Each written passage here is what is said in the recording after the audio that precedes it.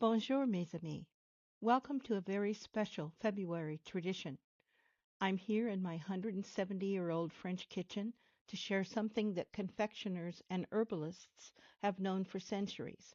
February is the month of golden citrus preservation. Now I know what you're thinking. All the old recipes call for Seville oranges, those fancy bitter oranges. But here's the truth. I can't afford Seville oranges either. They're expensive and hard to find. So today we're doing what our frugal ancestors would have done. We're working with what's affordable and available, regular navel oranges and lemons.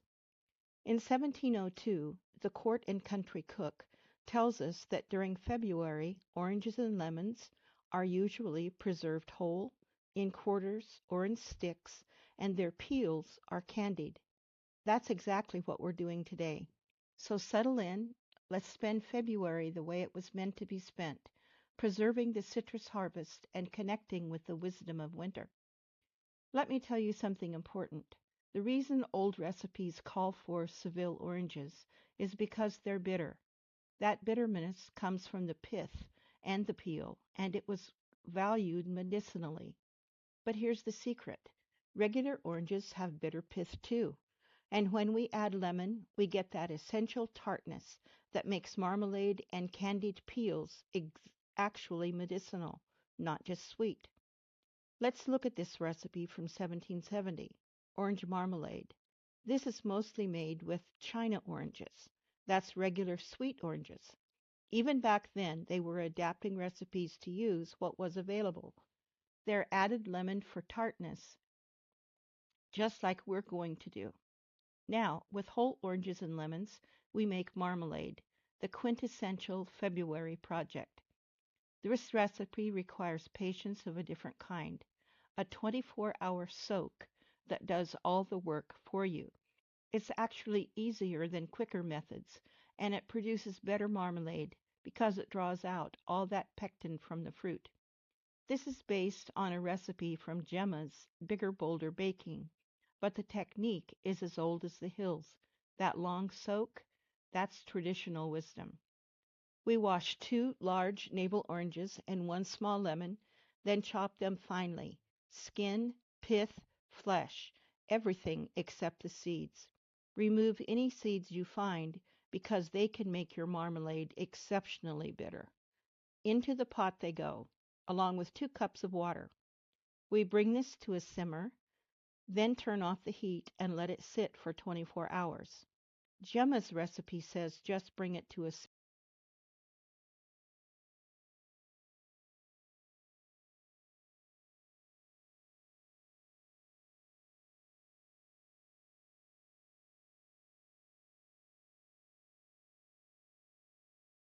simmer. But my grandmother and mother always took this to a rolling boil you couldn't stir down before setting it to soak for 24 hours. Yes, 24 hours. Do not skip this step. This is what draws out the pectin, softens the peel, and mellows any bitterness. The next day, this is what you have. The fruit has broken down, the liquid is cloudy with pectin. We simmer it for 20 minutes to an hour until it's reduced by half, and then add 2 cups of sugar. Once the sugar dissolves, we turn up the heat and simmer rapidly until it thickens, another 15 to 20 minutes. To test if it's done, put a spoonful on a cold plate and place it in the refrigerator for a minute. If it gels and wrinkles when you push it, it's ready.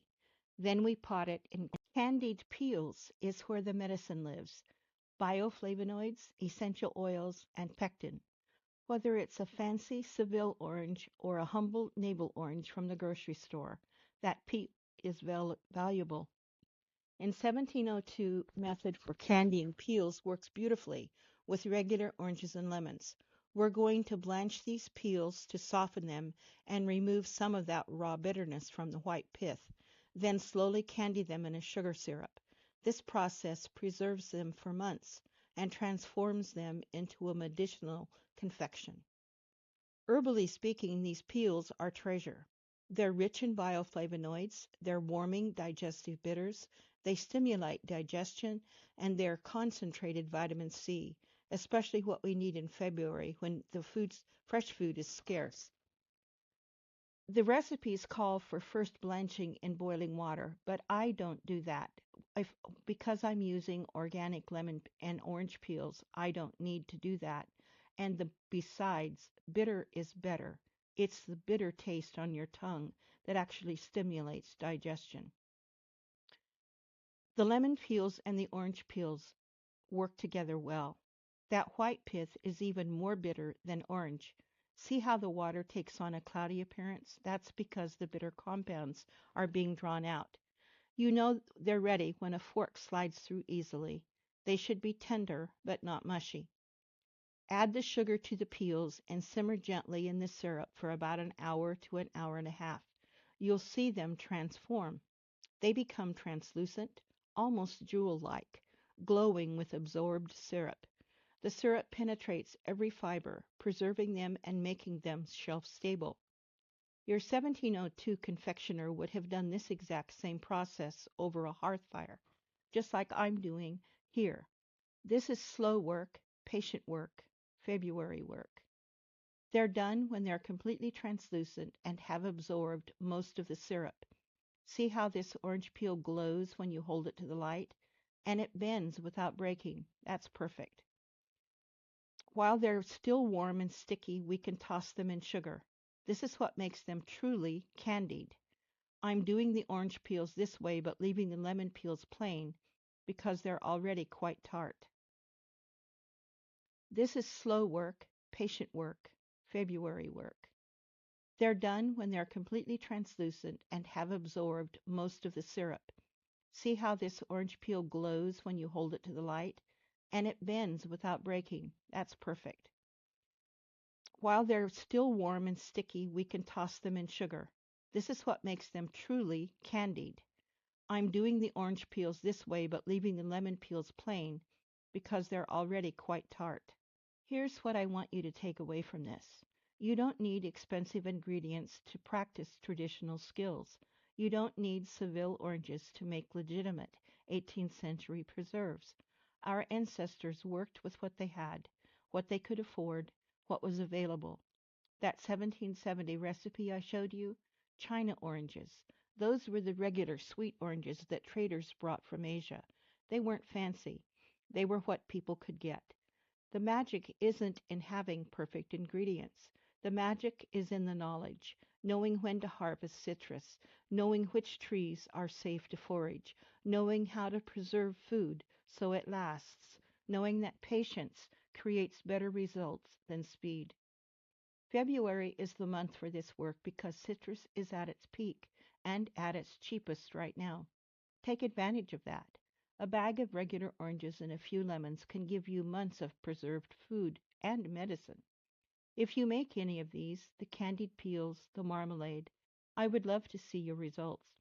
Share your photos in the comments. Tell me what you learned, what surprised you, how it tasted. And if you want more traditional living, herbal wisdom, and real life in rural France, not the Instagram version, but the actual work of it, please subscribe. Ring that bell. Join me for the next season's work. A biento.